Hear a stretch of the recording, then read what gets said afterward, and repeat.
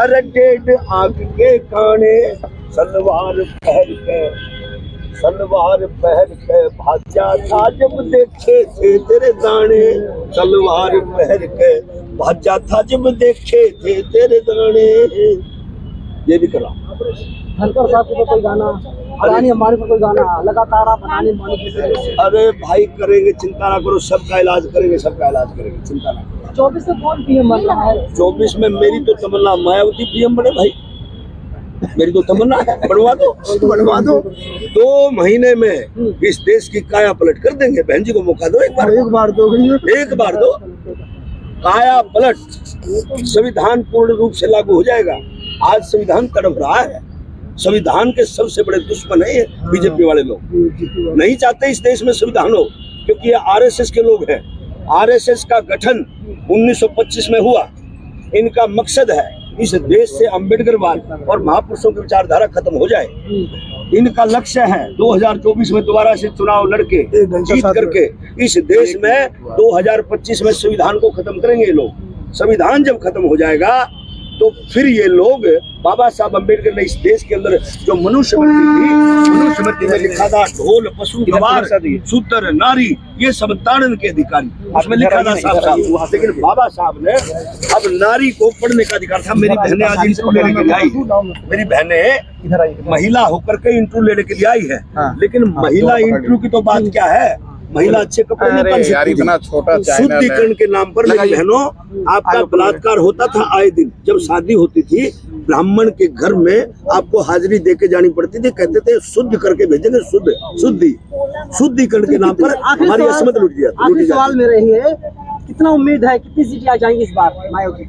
भाई हमारी तो उम्मीद है कि 400 पार हमारी हो, क्योंकि ईमानदार हम लोग हैं, समझे ना। 400 पार अगर हमारी हो जाए, मायावती हो जाए। सांसद थे, सभी ने रास्ता बदल लिया। कोई संपर्क में, कोई यार रास्ता तो इसलिए बदल लिया ना। अब इनका पूरा सिस्टमेटिक ढंग से लोग हमें लूट रहे, देश को लूट रहे हैं। जैसे एक चोर चोरी करता है बस में, रेलवे स्टेशन पे चोरी करता है, एक शोर मचाता है अब ध्यान उसका उसकी तरफ हो जाता है लोगों का, और चोर अपना काम कर जाता है। फिर पीछे खड़ा देखता है 2-4 ताकतवर लड़के कि अब इसको तंग कौन करेगा, वो उसको पकड़ लेते। नहीं ये चोर नहीं, ये चोर नहीं। इनका प्री प्लान है भाई। मोदी मोदी मीडिया जो है, मीडिया लोगों का ध्यान भटकाती है। मोदी ध्यान भटकाता है, अडानी अंबानी जेब काट लेते हैं।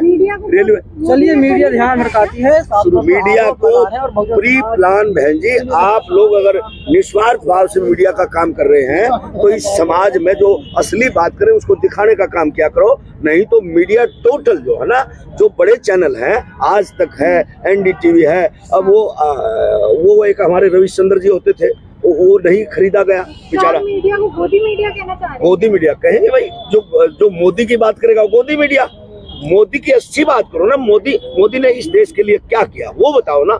पुलवामा के अंदर हमारे सिपाही मारे गए, आज तक उसका राज का पर्दाफाश नहीं हुआ। भाई वो कैसे मारे, इतना आर्डिक्स इस देश के अंदर कैसे आया, आज तक उसका पर्दाफाश नहीं हुआ। अब ये किसान लोग हैं, किसान लोग अपना हक मांगने के लिए, अपना रेट तय करने के लिए, सरकार से अपनी बात करने के लिए दिल्ली आना चाहते हैं कि भाई हमारी बात सुनो। सिर्फ वो ये कहते हैं कि हमारी बात सुनो, लेकिन उनका जो उनके बैरिकेड जो लगाए हैं, अरे भाई इतना तो चाइना बॉर्डर पर, पाकिस्तान बॉर्डर पर भी इतना नहीं है जितना यहाँ लगा दिया लोगों ने। एक देश का किसान अन्नदाता, उसके ऊपर भी मैंने लिखा है, अन्नदाता दिया बिठा रोड पर, अच्छी बात नहीं से। अरे मोदी राज चलाना तेरे बस की बात नहीं। तो ये बातें नहीं, आप कह रहे हैं कि मायावती जी प्रधानमंत्री बने, भाजपा कह रही है भाई हर आदमी खत्म हो गई मायावती। सुनो भाई, खत्म होगी तुम्हारी नॉलेज में होगी ना खत्म। नहीं भाजपा कह रही है। अरे वो उस जैसी ईमानदार कोई नेता नहीं मेरे भाई। उस जैसी और ईमानदार की आज के जमाने में मीडिया कदर नहीं करती। वो मीडिया तुम लोग तो मुझे लगता है कि अच्छे लोग हो तो इन बातों को समाज में दिखाएंगे। अगर बुरे लोग हैं तो हमारी एडिट करके कुछ बुरा दिखाएंगे, है ना। ईवीएम पे कुछ कहना चाहेंगे कि ईवीएम एक धोखा है। कैसे कर रहा है मोदी, आप ये कहना चाहेंगे, कुछ बताना चाहेंगे इस पे? बहन जी एक बात बताओ कि अरे बिजली का मीटर हैक हो जाता है। आज सारी चीजें मॉडर्न जमाना, आपके मोबाइल से लोग कई बार व्हाट्सएप फेसबुक पे देखते हैं, आपकी जेब में मोबाइल होता है, पीछे से कोई ट्रेस करके खाता साफ कर देता है। अरे जब इतना बड़ा कारनामा ये लोग कर देते तो ईवीएम क्या बात है भाई? बैलेट पेपर से चुनाव हो, ईमानदारी से चुनाव हो, भला ही ईमानदारी से अगर चुनाव होगा तो उसमें भी ईमानदारी चाहिएगी, उसमें भी सुनो बहन जी, उसमें भी रक्षक लोग चाहिएंगे।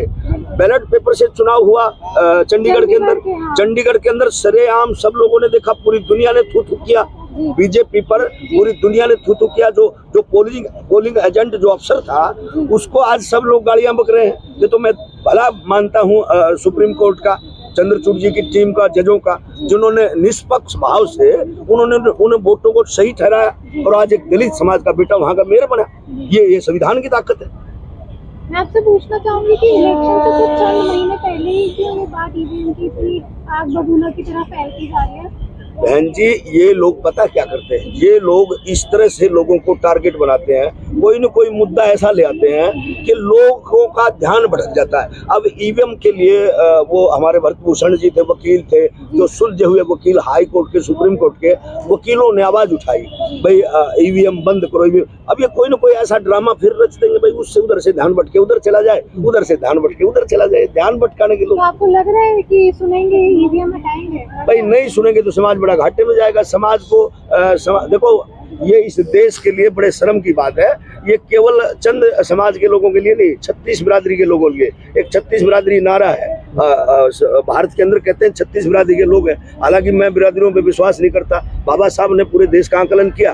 अब मैं बाबा साहब के आशीर्वाद से, मानवर काशीराम साहब के आशीर्वाद से पूरे देश में जाता हूँ। जब मैं हरियाणा पंजाब में होता हूँ मुझे चमार कहते हैं, जब मैं राजस्थान में जाता हूँ मुझे मेघवाल कहते हैं, जब मैं महाराष्ट्र मध्य प्रदेश जाता हूँ मुझे महार कहते हैं, जब छत्तीसगढ़ झारखंड उड़ीसा जाता हूँ मुझे सतनाम कहते हैं, मुझे रविदासिया कहते हैं, मुझे रैगर कहते हैं, जब यूपी की धरती पर जाता हूँ मुझे जाटो कहते हैं। ये तो ठप्पा लगा रखा, ठप्पा लगा रखा चंद चलाक लोगों ने। जैसे पीके फिल्म में आमिर खान जी ने कहा ठप्पा दिखा तू कौन से धर्म का है, वो अब उसने पोशाकें बदल दी। अब वो बाबा जी कहते हैं भाई ये मुंडन है, ये फला है, ये धिकड़ा है, और जब उनके पोशाकें धर्म के नाम पे बांट रहे हैं लोगों को, धर्म के नाम पे बांटा जा रहा है। धर्म कोई आपका प्रगति का मार्ग नहीं है, धर्म एक धंधा है, धर्म धंधा है और धंधे से इनका बिजनेस चलता है। और ये चाहते हैं इस देश में धर्म फैलाना, अब हिंदू राष्ट्र बनाना चाहते हैं, हिंदू राष्ट्र। तो यार इस देश में केवल हिंदू थोड़े हैं, इस देश में क्रिश्चियन लोग भी हैं, इस देश में मुसलमान लोग भी हैं, इस देश में दलित लोग भी हैं, इस देश में हमारे गुरु रहबरों को मानने वाले जो पंजाब के हमारे साथी लोग हैं जो गुरुओं को मानते हैं। मैं आपसे पूछना चाहूंगी, जैसे राम मंदिर बन रहा है वैसे ज्ञानवापी भी तो बन रहा है, तो आप इस पे क्या कहना चाहेंगे? आपको लग रहा है फिर भी धर्म को खत्म कर रहे हैं? ज्ञानवापी भी तो बना। अरे बहन जी, ज्ञानवापी बनाओ, राम मंदिर बनाओ, मुझे कोई गुरेज नहीं, बनाओ भाई, राम मंदिर बनाओ, ज्ञानवापी भी बनाओ, लेकिन इस देश में IIT MIT स्कूल कॉलेज भी तो बनाओ। स्कूलों को बंद कर रहे हैं, हरियाणा में 309 स्कूल बंद कर दिए, बताओ है, 9 स्कूल बंद कर दिए। मंदिर कितने बढ़ गए? मंदिर से आपका भला होगा क्या? मैं नहीं मान भाई, जिसकी श्रद्धा वो जाओ, हम किसी की आस्था को ठेस नहीं पहुंचाते, जो पूजना चाहता है पूजो भाई, लेकिन स्कूल कॉलेज भी तो बढ़ाओ। स्टाइफंड बच्चों के रुके पड़े हैं, नौकरियों वाले जो सरकारी कर्मचारी आज रोड पे बैठे हैं उनकी मांगे पूरी नहीं हो रही। तो ठीक है बहन जी, बहुत बहुत आपका धन्यवाद।